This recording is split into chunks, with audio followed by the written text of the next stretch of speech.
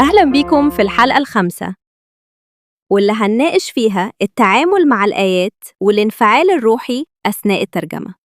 في بعض اللحظات داخل العظة ما يكون التحدي في فهم الكلمات بل في نقل الجو نفسه. لحظة صلاة، لحظة بكاء، لحظة إعلان إيمان قوي. المترجم هنا ما بينقل جملة فقط بل ينقل حالة. لكن انتبه، دورك مش إن تصبح الواعظ ولا إن تضيف تفسيراً من عندك ولا إن تبالغ في الانفعال. دورك إن تكون جسراً، واضحاً، هادئاً، أميناً.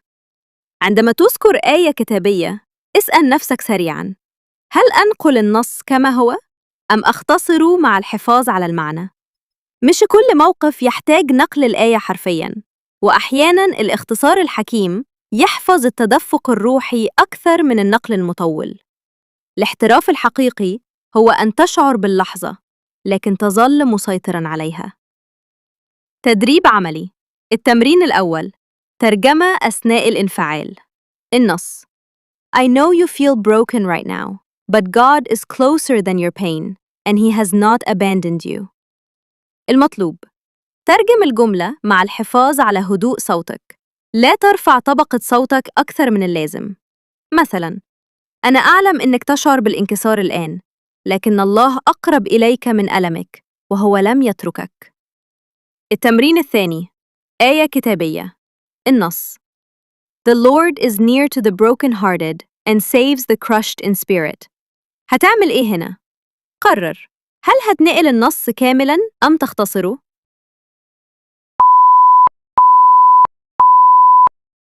اكتب ترجمتك في كومنت وقارن ترجمتك بالنموذج.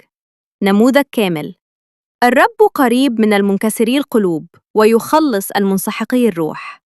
نموذج مختصر: الرب قريب من كل قلب مكسور ويعطي خلاصاً لمن انسحق في داخله.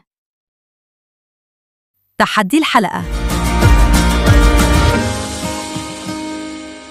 اختار دقيقة من عظة فيها آية كتابية، جملة انفعالية، لحظة صلاة. سجل ترجمتك مع مراعاة الثبات، عدم المبالغة، نقل الجو دون تدخل، وقيم نفسك بعد التسجيل.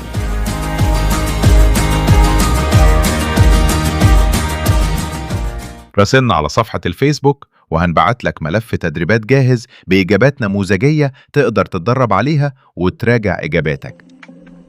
لو الحلقة دي فادتك اعمل لايك واشترك في القناة